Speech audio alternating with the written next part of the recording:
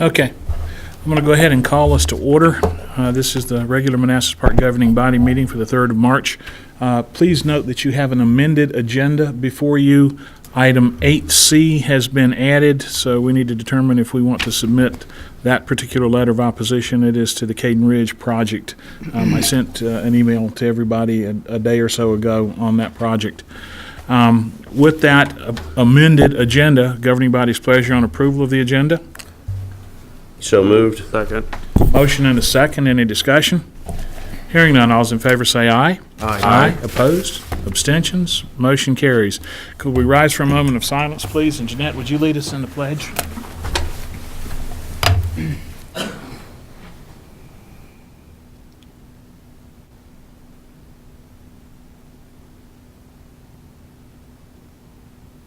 Okay. I pledge Allegiance to the flag of the United States of America and to the republic for which it stands, one nation, under God, indivisible, with liberty and justice for all. Our next item is citizens' time. Do we have anyone who'd like to address the governing body? Seeing none, we'll move on. We have a presentation tonight. It's a proclamation for IDDDD month, for the month of March. We have with us Ms. Jacqueline Turner, the program manager for the ID program. Governing body is asked to approve a proclamation that reads as follows. It's to proclaim March 2015 as Intellectual Disability Developmental Disability Awareness Month. The action is whereas children and adults with intellectual disabilities and developmental disabilities constitute one of America's largest group of citizens with disabilities. And whereas people with intellectual disabilities, developmental disabilities are valuable members of society and can gain greater independence and productivity through community support and partnership with disabled citizens, their families, community programs, and elected representatives who share a common vision of improving the quality of life for all of its citizens through development of needed resources and opportunities. And whereas Intellectual Disability and Developmental Disability Awareness Month provides the opportunity for all to recognize the tremendous value and potential of people with intellectual disabilities and developmental disabilities, and to recommit and dedicate ourselves to the empowerment, integration, employment, and inclusion of each one of these citizens. And whereas the Manassas Park governing body is committed to empowering and supporting persons with intellectual disabilities and developmental disabilities to achieve self-determined lifestyles through community-based living arrangements, employment, and other individual support services. Now therefore be it resolved that Manassas Park governing body does hereby recognize the month of March 2015 as Intellectual Disability and Development Disability Month and proclaims their continued commitment to the empowerment and full inclusion of these individuals in all aspects of community life. Governing body's pleasure on approval of the proclamation. So moved. Second. Motion and multiple seconds. All those in favor say aye. Aye. Opposed? Abstentions? Motion carries. Ms. Turner. Hi, thank you, Mayor Jones, and the rest of the City Council members. As representative of the Prince William County Community Services, we appreciate the city's involvement and support of individuals with developmental disabilities, including intellectual disabilities. Your school system, in partnership and participation in the Project Search opportunities, has resulted in employment opportunities for people with no health systems. Your schools in general have done a great job in supporting individuals and transition workers working with our staff to plan for their life beyond school in your neighborhoods and communities that are welcoming to people. We appreciate that, and we thank you as you consider continuous support to those individuals. Thank you very much for being with us tonight. And I think Lana told you this will get printed off. It'll get my signature, and then we'll get it off to you. Thank you so much. Thank you. Thank you. Any recognitions that you want to make tonight, City Manager? No. Okay, we'll move on. Consent agenda. Consent agenda tonight consists of one item, the approval of minutes for the February 24th meeting. Governing body's pleasure on approval of consent agenda. So moved. Second. Motion and a second. Any discussion? Hearing none, all those in favor say aye. Aye. Opposed? Abstentions? Motion carries. No unfinished business. On to new business, the UOSA service agreements. UOSA service amendments. This is a request for an amendment to the revised and restated service agreement from UOSA. Just ask your consideration of that amendment. It was adopted by their board. Any questions from the governing body? Then what is the governing body's pleasure on approving the service agreement amendment? I'll make a motion, but I would like to ask some questions. Okay, we have a motion. Is there a second? Second.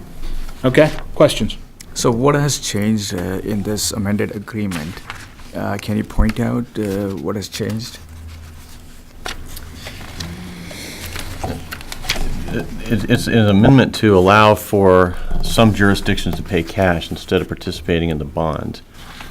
So if there's something that the UOSA would issue a bond, jurisdictions that have enough cash would go ahead and pay the cash portion, and therefore they would not then have to participate in the costs of issuing the bond. So they get a little bit of savings up front. But they're still required to still be on the hook for the full value of UOSA bonds. It's just that their portion has been paid up front. Suhas, I think it was mainly a tightening up of the language to make certain that the jurisdiction that does not cash fund is not expected to pay any extra fees of any type. That we would pay the same whether or not the large jurisdiction chose to cash fund or bond. So are there any jurisdictions which pay cash upfront, or are they anyone planning to? It's my understanding Prince William County wants to. Is that Right. your understanding? Yes. Yeah. Prince William's the one's been pushing this. Okay. Let me caveat that. Prince William has indicated they want to before the budget issues that they're dealing with right now. So that may change. They may end up going into the bond market as well, because the level of cash may not be there if they make some of the decisions that are before them right now. So who knows? And the language that Jeanette's talking about tightening up, there were some concerns initially that Manassas Park would end up paying more because we wouldn't have the full weight of some of these other jurisdictions, mainly Fairfax and Prince William, who pretty much drive the bond rating for UOSA. There was some concern that the bonds would not be rated as highly if, say, just Manassas and Manassas Park were the only two participating jurisdictions. Their bond counsel gave an opinion. I talked to him and I was satisfied. He said there's just that the language we have in here right now that says that the ratings of the bonds that are issued have to be as good as the existing bonds, outstanding bonds of UOSA, and UOSA's outstanding bonds are as high as you can get. So basically, we could not get junk bond status or anything of that sort. So we'd still get the same good rate as we otherwise would if they were participating. And the one caveat is that the other jurisdictions won't have to pay for bond counsel and that, which gets rolled into the cost of bonds typically. So that's where they get their savings.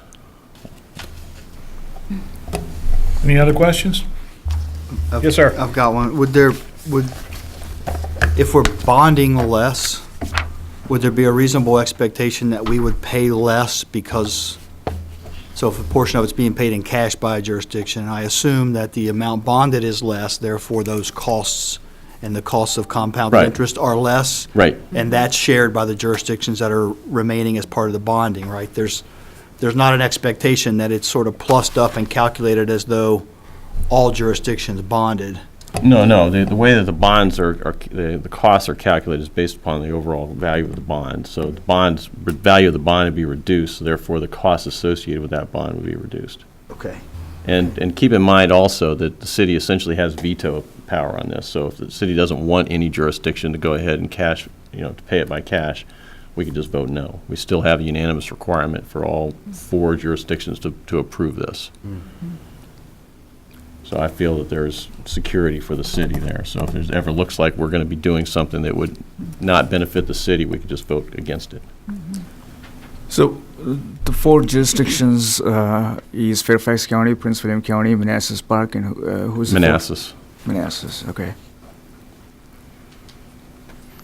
So if Prince William wants to, pay upfront cash instead of, borrowing money through bonds, and if Fairfax also did the same thing, then that pretty much leaves Manassas and Manassas Park are the only 2 entities will be on hook, for the bond payment. Correct.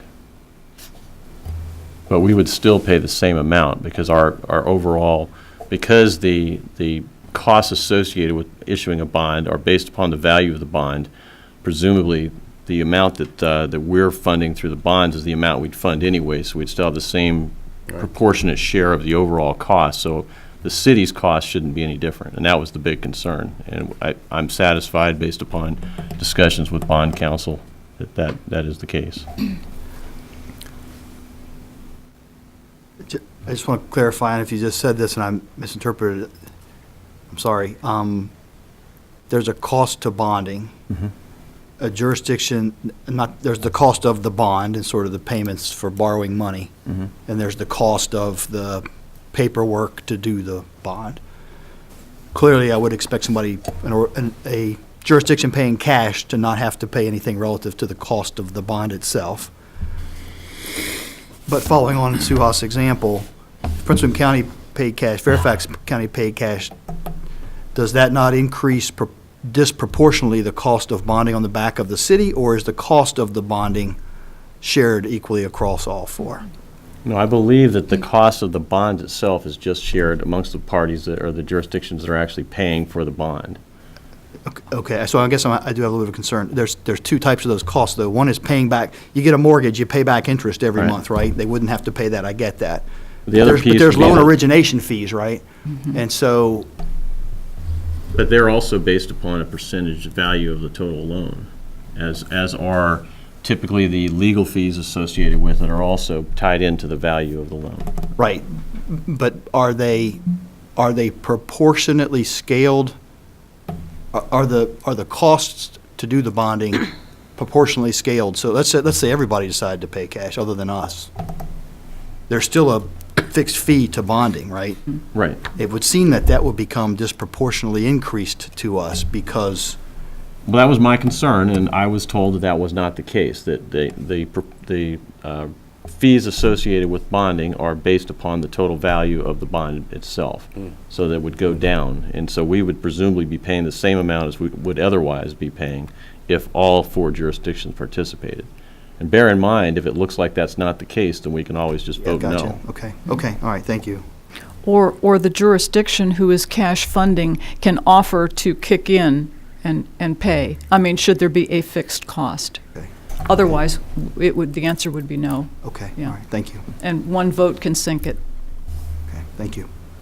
And just for the record, you are a rep on the board, Yes, as is So- Jay. so you have good assurance of the accuracy of what we're talking about, given the Yes. discussion that we've heard. Yes, My only trepidation was, and it was a small one, was that if either of the small cities, the small jurisdictions vote no, that the larger jurisdiction, Prince William County, might take repercussions against us in other shared services. But we faced that, excuse me, we faced that regardless, so it wasn't enough of an obstacle to sink it, in my opinion. Is that your opinion also, Dean? Yeah, I agree with that. Okay. Any other questions? Yeah, my last question is, I have a concern about, taking the same example, if Fairfax, Prince William paid cash, and for some reason even Manassas paid cash, and we were the only ones, who were left with, be the soul, who's going to be stuck with the bond of USA. So is there a risk of, tying the cities, credit rating as well as the city is liability to that bond? Well, these are, I'm not sure I understand your question. So if we will be the only entity, who will be part of that bond, it's going to be basically the full faith and credit of, Manassas Park, is on the hook, just like, any other general obligations bond, which the city uses. But, It's well, not counted against the city's credit rating. yeah, it's is it? not. It's the issued US. by UOSA, Yeah. so we're not, our obligation is a contractual obligation with the other three jurisdictions. We aren't, it's not, and Gary, I don't know if Gary's here, but I do not believe that is seen as a debt of the city. Now, there may be a moral obligation component to it, so people see that as there's a moral obligation for the city to pay, and that may that may be considered when they're figuring out our bond rating. But as far as actual city debt, it's not. It's UOSA's debt, and we are contractually obligated to pay a portion of that through the agreement we have. What is UOS's credit rating? It's the highest you can So it's a have. triple, so it's, Yeah. we would get best Depending on rates. which rating agency, but yeah, they have the highest rating. Any other questions? We have before us a motion and a second. All those in favor say aye. Aye. Opposed? Abstentions? Motion carries. Ordinance e-ticket. It's a city code change for court costs. This is the, the ordinance amendment that I emailed you all about. It provides for a $5 fee to be collected on criminal or traffic cases in courts in order to fund our electronic ticketing system.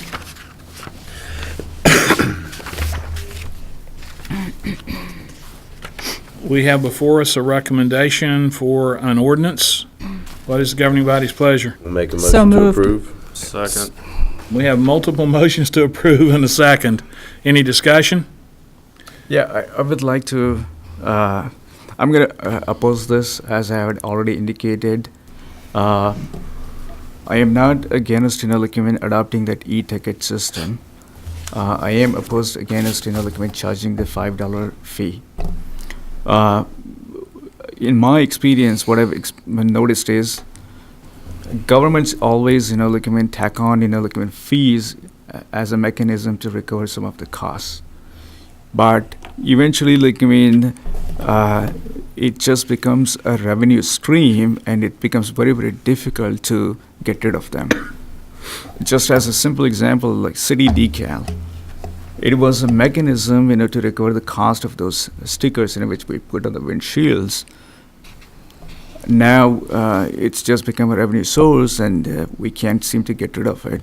Same goes for many other fees. On the telephone bill, you have the USF fees, those kinds of things.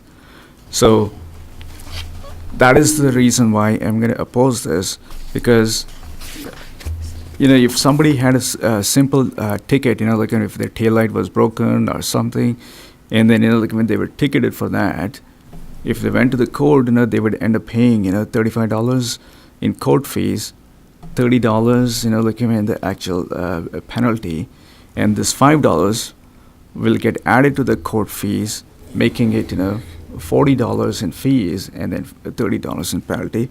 For that reason, I'm going to oppose this. Any other comments? I support this, the $5 fee to get the system up and running. I agree with what you're saying. These violations are expensive, but the state legislature should move to get those fines to come down. I think this is something that's needed. I think the state should mandate this amongst every jurisdiction here. So I'm supportive of it. That's where I stand. Any other comments? This is just to, as it stated, to offset the cost of maintaining the system. So there isn't any, profiteering going on. It's just for the system. So that's why I support this fee. It's just it's a cost for maintaining this new system. Any other comments? So there's one other key piece to this that we need to remember. If there are no violations, there will be no fees charged. This is for behavior outside the scope of law and to pay for some of the administrative costs associated with that adjudication. So let me just finish another comment here.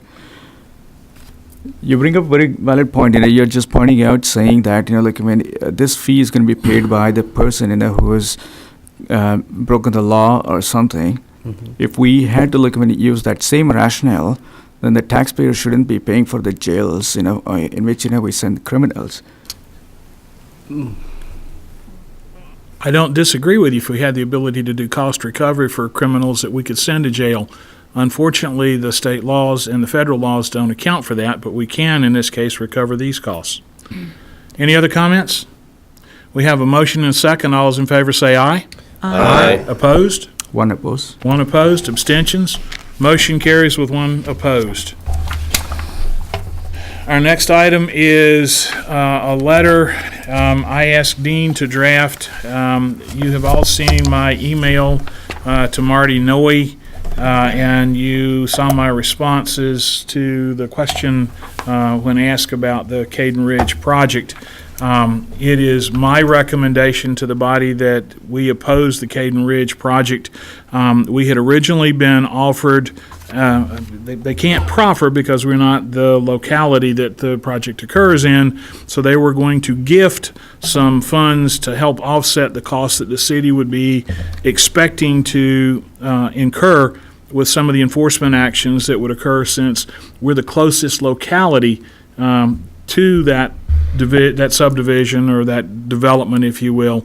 The applicant has since withdrawn the offer for gift, and as a result, in that, it looks as though we will end up having to cover the cost for some enforcement actions and other things that have to do with the use of our parks and so forth.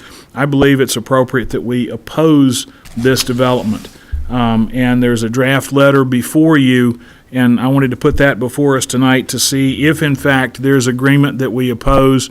And if in fact, we agree to oppose, I believe we should direct that we have staff present at the Board of Supervisors meeting when this is heard to officially oppose and have representation on the record there, so that it's not just a letter, but we have representation at that Board of Supervisors meeting as well.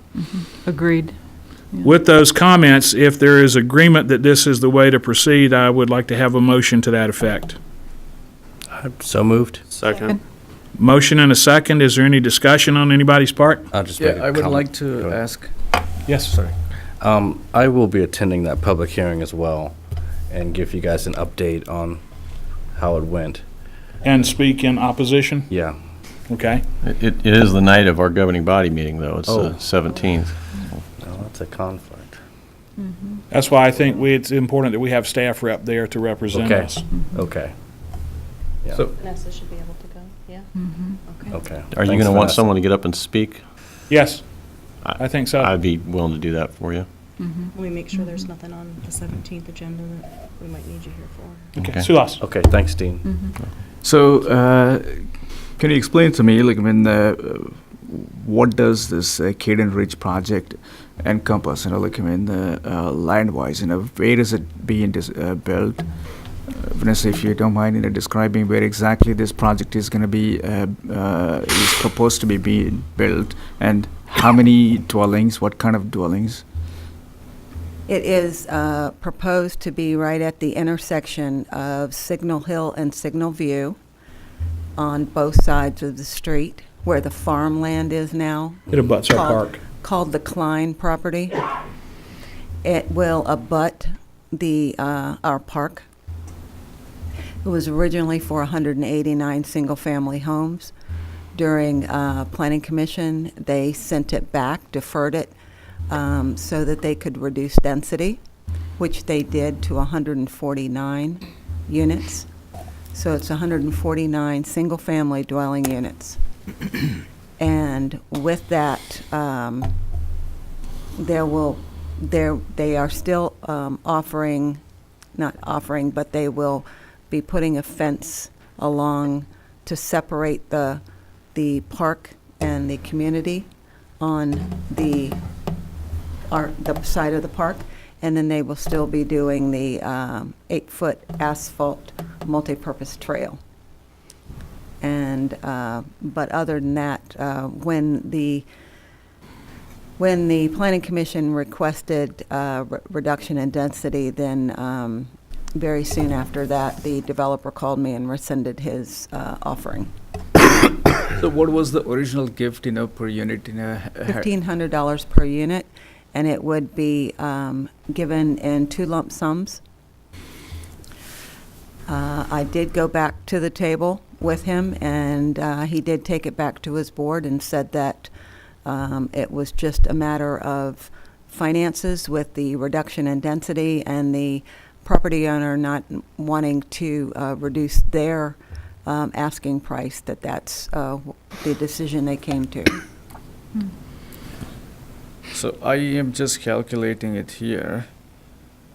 Based on the numbers, you know, which is written here, it looks like, you know, they're giving on an average of $22,000 per unit to the county. And they were willing to give us $1,500, and now they're not willing to. Correct. The county does have an established a policy guide for monetary contributions. And each residential rezoning, just rezonings, not by right, even though it's a voluntary contribution, it is expected that for fire and rescue, for schools, for transportation, for parks, for library, you will give this a dollar amount per dwelling unit, depending on the type. But aren't we going to be the ones, our police department and fire and rescue personnel are going to be the first responders to those residents in Caden Ridge? I would not speak for the chief, but he did share that in the police, they come if they're asked. Mm-hmm. But the fire and rescue, most likely, there was some dispute because if in the county, you have to be within the 4-minute response time. Mm-hmm. Most likely, our vehicles will be there before Right. that. I think Buck Hall is the closest. Right. So there's some discrepancy there between 4.5 minutes. However, The original discussion was that we would be the principal responder for fire, emergency services, and the likelihood that there would be wear and tear on our park with these numbers of additional citizens that are literally right next door. There was another piece to what was originally offered, and that was a sidewalk, something that was to come around, and the multipurpose trail is still going to but be. that's still there, but it has to come around and connect over to Signal View. I haven't seen if that's still there or not. Yes, it will start at the Roseberry project and go to the right into the front of the park across the street. There'll be a crosswalk that connects to Signal Hill and then our park, and then it'll go and connect to the Caden Ridge project. A lot of the emphasis in the negotiations were on the park itself. So it is And- specifically going to draw increased use to the park that we pay the whole operational cost for. Further, it's going to be in the glossies when they're trying to sell these units next to park. Count on it. And the VRE station. Yeah. And it really, our park and our CIP, there's quite a number of areas of need. And so the hope was that they would be able to, as they were marketing the park as an amenity, that they would, in fact, provide some relief for us so that we could do that. And that was the hope, but nonetheless, it ended up the way it did. So the recommendation here is for opposition. Do we have any other questions or comments? Yeah, I do. I think if I remember it correctly, in our previous discussion, we had some discussion about it impacting our fireworks, the July 4th fireworks and Yes. National Night or any of Yes, those. you're absolutely right.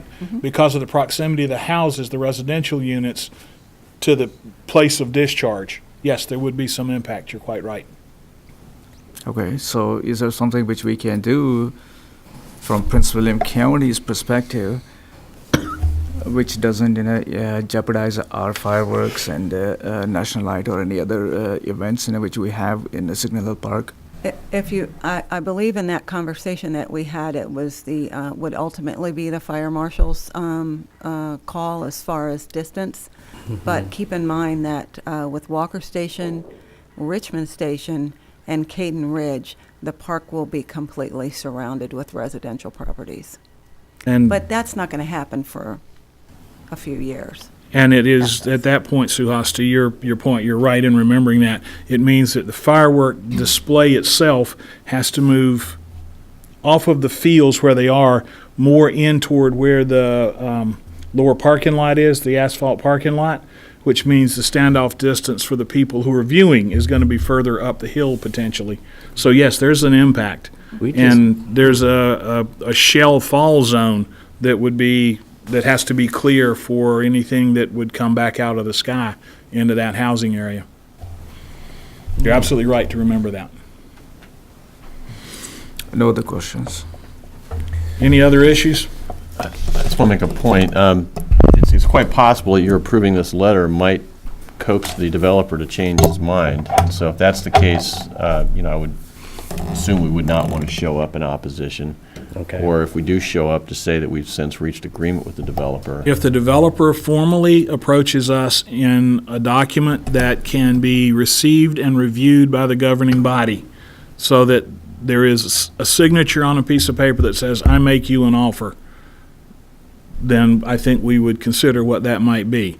A verbal at this point? No. To that point, sir, may I, after tonight, make contact with the developer again tomorrow and let him know that the decision that you have made? Not only the in writing decision, but the fact that there is direction that, as far as I'm concerned, the two of you need to attend that meeting and make certain that the Board of Supervisors understands that we do not support this and the Absolutely. reasons for it. Absolutely. Yes, sir. Question. When these Caden Ridge and Walker Station developments get built and people move in, through their complaints, can they possibly shut down the National Night Out or our fireworks celebration or any type of celebration we have at the park? We did have those discussions with the developer, and they agreed, because we did tell them that that park was an extremely heavily used park. Right. And so that they were going to include in their disclosure documents with each sale of the house that, to that point about the park. But to that end, Preston, to answer your question, because that property is in the county and it's not ours to be able to control the permitting for the use, we have to go to Prince William County every time we want to do one of these kinds of events, like the fireworks event. And if there is opposition, then that would be coming from county residents about a location in the county. There could be some pushback and there could be some harm to our ability to have the kind of events there that we have had in the past. So is there a way that we can make an agreement with Prince William County so that our events continue and not become threatened by the future occupation of these residents and their complaints? I'm assuming they're going to complain. At least one's going to complain. Sir, I see that all the time. People make the largest financial decision in their life, and then but they don't notice, Yeah. you know, the park, the forest, whatever. And the first call I got as a planner was they're taking down the trees in my backyard, but it's not your backyard. Mhm. But I was told those were going to be trees forever. So that is it happens every day, all the time. And those complaints will go to Prince William County, and then it'll be a government-to-government issue. Correct. And it may turn out that, you know, we have problems getting permits to go ahead and have our fireworks event there. So that may be one of the points that we want to raise as a part of the on-the-record comment, is that park has these kinds of events and has had since its inception, and that it is the full intent of this governing body that those things will continue. So I think that needs to be a part of at least the on-the-record conversation. Does Caden Ridge need any permission or permit from Manassas Park for the construction of this development? Pardon, sir? No. Well, they will need to get an easement from us to put the trail, There or we the go. 8-foot wide path, but that's beneficial to us and, you know, to others also. But, yeah, they will have to get that from us. That's going to be near Caden Ridge, the development, this trail? Right, it'll basically come on the west side of Signal View Road, and it'll come out of Caden Ridge and then go up to the entrance to our park. I think Okay. it crosses over to go behind the fence there. And that's part of their selling point to the future residents Yeah, of it this will. development. So with that, we can ask for some type of agreement with the county Well, I'm to not allow sure us the to have county these would do events. that, It's a little point, but The it's county's something not there. going to care. This is a developer point. Ah. It's a sales point. And it does help our residents as well. But, yeah, I mean, I'm sure you've seen all the people the Yeah. pedestrians and the bike riders that are on the road because there's no safe place to travel. We don't have any other discussion. We have a motion and a second. All those in favor of opposing the Caden Ridge project and issuing the letter of opposition and directing staff to represent us at the public hearing, please say aye. Aye. Aye. Opposed? Abstentions? Motion carries. I have to think about that one. All right, managers report. None tonight. None? None tonight, no. Then we have a closed meeting. City Attorney? I recommend the governing body go into closed meeting to discuss the assignment and performance of specific public officers and employees of the city, to protect the privacy of individuals and personal matters not related to public business, to consult with the city attorney regarding legal matter requiring the provision of legal advice by the city attorney, and to discuss reports and plans related to the security of city facilities pursuant to paragraphs 1, 4, 7, and 19, respectively, of subsection 2.2-3711A of the Code of Virginia. And for the record, there is a likelihood that item 1 will discuss more than one individual. We have a recommendation from the city attorney. Is there a motion? I'll make the motion. Second. Motion, a second. All those in favor say aye. Aye. Opposed? Abstentions? Motion carries. We'll convene and close the meeting in this room in 5 minutes. In this room.